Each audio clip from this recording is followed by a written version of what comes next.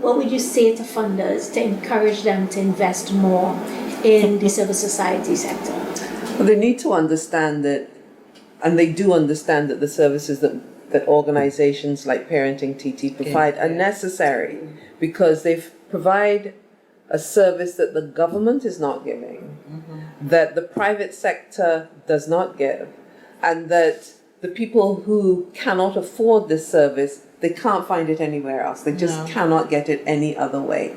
So they recognize the value of it. But what they need to appreciate is that the world has changed. We can't function in charity mode. No. It's not a case of getting food and distributing food. It's really about helping people beyond just feeding.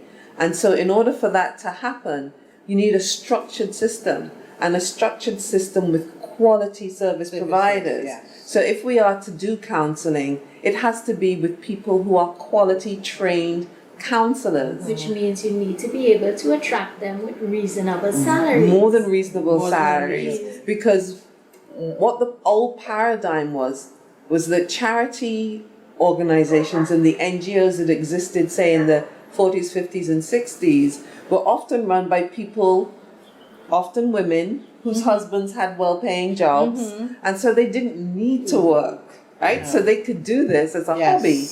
When we moved into the 70s, 80s, and 90s, there were more people who were doing it because they recognized there was a need, and they were driven to fill this need. And so many times you had organizations during that period that were running, but the people who were running them were living in a state of poverty because they couldn't afford to pay their bills, couldn't really feed their families, couldn't give them the opportunities that they could. So there was a huge sacrifice being made. So what we have tried to do is to push the sector into being recognized for its professionalism and its value, and pushing that there needs to be within the NGO sector, and it's not even NGO, it's really civil society, right? So it's civil society providing a service or services to society, and it needs to be respected and valued and rewarded appropriately. Otherwise, those organizations can't succeed, they can't thrive. And not just with one-off short-term funding. No. Because one of the things that we're seeing with funders is that they want to measure the impact that their money is making. And the only way that you can measure impact is on a long-term basis. Sustained. And I think that's one of the things that, especially JB Finance Memorial Trust One, what they are trying to do is to shift that focus from short-term one-off projects to investing in long-term projects over a long period of time. And that requires a lot more other funders to change that. I think foreign funders too often look for your local national funders to put more into, because it's your country, it's your society that's being affected by a lot of the ills that are happening out there that need to be addressed. So if you have organizations, especially parenting, because everything is blamed on parents, right? Children are delinquent, parents. So if they are giving and they are not seeing local or national persons not putting into the kitty as well, it's kind of difficult for them to continue anyway.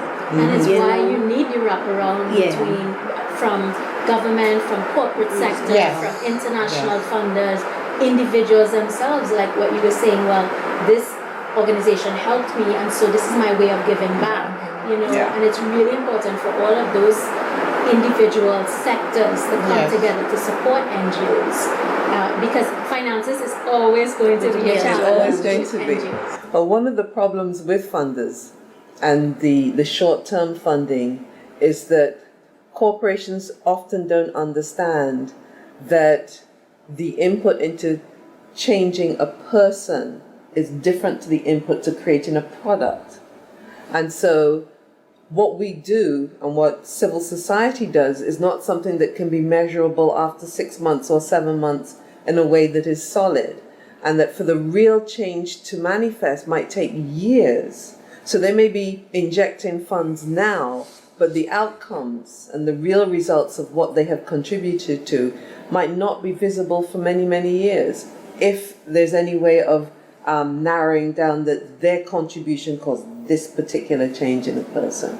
So funders, and particularly corporate funders, need to change that understanding of work with people, developing people. So what do you think, over the last 25 years, what is the impact that ParentingTT has made in families, in the lives of families in Trinidad and Tobago? All right, because of the innovation, we talked about innovation earlier, but because of the innovation, there was a lot of variation in how the training was done. And we targeted men a lot, that I know a lot of other organizations would not have done that. We would have had the Gatekeepers Project in Toko, we would have done Murugan Barpo, where we worked with a lot of men. And because of that, men were now able to understand their role and responsibilities a lot better as it related to fathering and fatherhood and supporting their partners, whether it was their spouse or just their partner. And then by extension, that would have impacted how the child was parented and how the family, related with each other, and what happened with families and how families now impacted on society. So it was a domino effect, right? And I also feel that that variation would have reached persons who didn't think it would have been easy to access that kind of help if ParentingTT wasn't doing it the way they did it. Because, men felt comfortable to the point where they could have cried and expressed their hurts and expressed their frustrations and expressed a lot of the feelings that they would have been having that would have affected how they felt as fathers and how they parented as fathers. And that was a key innovation, because when we realized that we didn't have the funds to reach as far as we wanted to, what we started to do was partner with organizations that were working in fields that we wanted to get into. So Toko Foundation was creating a parenting program, an in-reach program for Toko. So we partnered with them to train their facilitators to do the parenting aspect. And out of that came the Gatekeepers program, which was a partner of the in-reach program, which allowed us to reach men not only in Toko, but in Barrackpore, in St. Mary's, Sawa, and Santa Cruz. So partnership was a crucial thing. And I think once we found out that we could kind of piggyback or walk side by side with other people who wanted to achieve what we wanted to achieve, then we could pool fundings, or they would find funding and allocate according to how we could fit in. And that has been a crucial part of getting the work done without feeling we have to do it by ourselves. So partnership has been a crucial part. Collaborating in so many different ways has helped us to be able to achieve what we wanted to do. And just to add to that, Barbara, I hope this doesn't sound, out of thing, but I think one of the things with ParentingTT, we were never afraid or felt uncomfortable or felt that a community didn't deserve, the service we had to offer. If you drive along the Beatum now, you see a whole lot of work that has been done by the residents of Beatum, and that came out of a project we did with the Beatum parents, both male and female parents, and they wanted something better for their community in terms of the image. Right? And a lot of times your environment impacts on how people see you as a person. And doing a parenting program, that came out of it. How they wanted their community to be seen. And now you drive along, you see all the signs, pathway to progress, pathway to harmony, pathway to, and that is what they wanted. They wanted people to understand that the people in Beatum were just like anybody else, let's see. And that reminds me of a way that we operate as an organization, which is we don't go into a community and tell parents and families what they ought to know or what programs they should have. One of the first things that we do whenever we're doing community projects is to do an envisioning exercise. What is it that you want from this course or this program or this project, and allow them to determine for themselves, because they are the ones in the communities, they are the ones that's going to sustain the programs or the projects or the behavior changes and going forward. And to get their buy-in or to get their commitment to what's being shared, they need to be part of the decision-making process. And that was one of the things that struck me when I came into ParentingTT, was that philosophy of, we don't go in with preconceived notions and programs, preset programs. We go in and we ask, and we get their buy-in. I think I have to applaud Barbara for that, for introducing us to the appreciative inquiry methodology, because that is what that is about. Allowing people to dream and decide what they want their dream to be, how they want their dream to be realized. And it's based on the same philosophy that we have, that people are wise. People have their wisdom. They know what they need. They may not know how to get it. They may not know how to articulate it. So our goal was, how do we provide in a professional way an opportunity to teach people that you have this wisdom and you can contribute to how you want this to evolve, even if you can't do it. So I go back to the fact that we wanted to provide professional services. Yes, we were not necessarily being paid for what we're doing. Yes, we had volunteers, but we wanted it to be professional. Top quality. So when we go in, we had done our research, we had done our reading, but it was their program. What do you want? How can we help you to flesh it out? How can we help you to design it? And then we present what you want, and we help you to have buy-in. Because because we've done this with schools, we've done this with parents, even though you know you want it, you may think that if you want it, this is the way you're supposed to get it. We have to help them through the appreciative inquiry, through brainstorming, through different ways to understand, okay, so I want this and I want it now. But it may require me to understand more about what I want. It may require me to understand more about myself. It may require me to understand more about who I'm going to impact if I do this. Whether it's my child, my husband.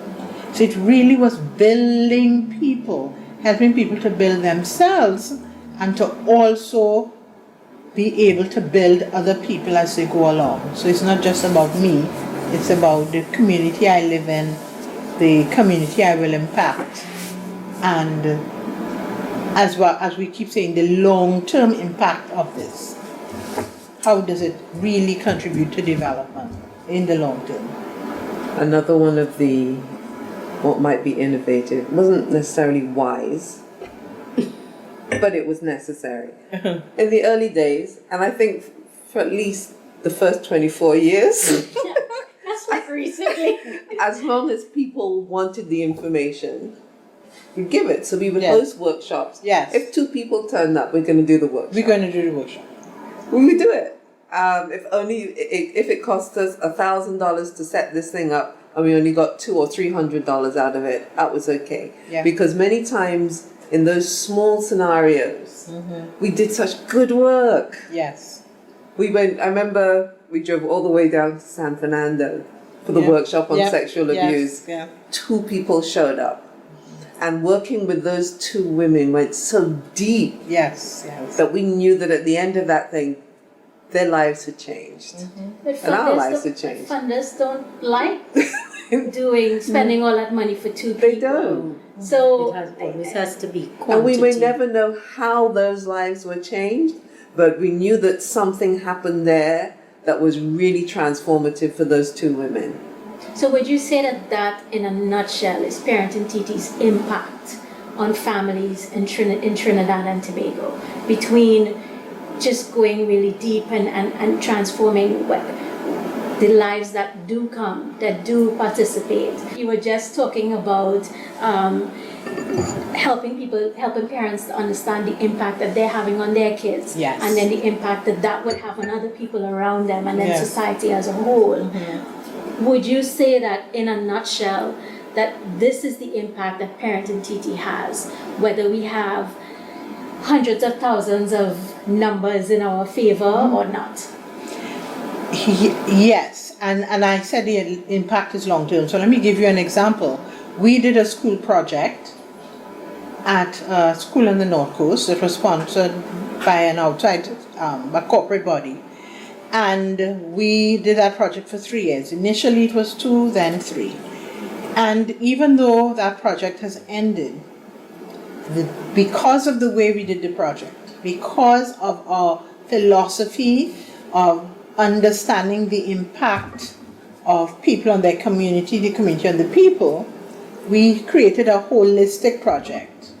We did the envisioning, we met with the community, we involved the community, we got their opinions, what they want for themselves, what they want for the children in the school, and we worked with the teachers and the children. We got the children's views. And the parents. And the parents. 3 years down the road, the school is still saying they're seeing the impact of the work that we've done. 3 years down the road, a teacher graduates from university, gets best project because she used facets of what we've done in her research paper. When she first started to do it, people didn't think it could work because they were not aware of the project or didn't have knowledge and information. So I supplied her with information from our project, and she kept working at it until she got to the point that she was able to set it up in her classroom and then use it as a research paper. So often people think, well, so the children behaved well after a day. No, the children stayed away from the program the first semester, then started coming back in, little by little. And then they had to learn to trust us. And they had to learn to believe that they were valuable enough for us to continue. And then they had to think about whether I really want to adopt this behavior. But we also had to get the parents and the teachers and the community impacting them to support them when we weren't there in the long term.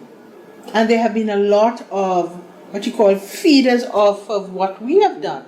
So you've had the community group.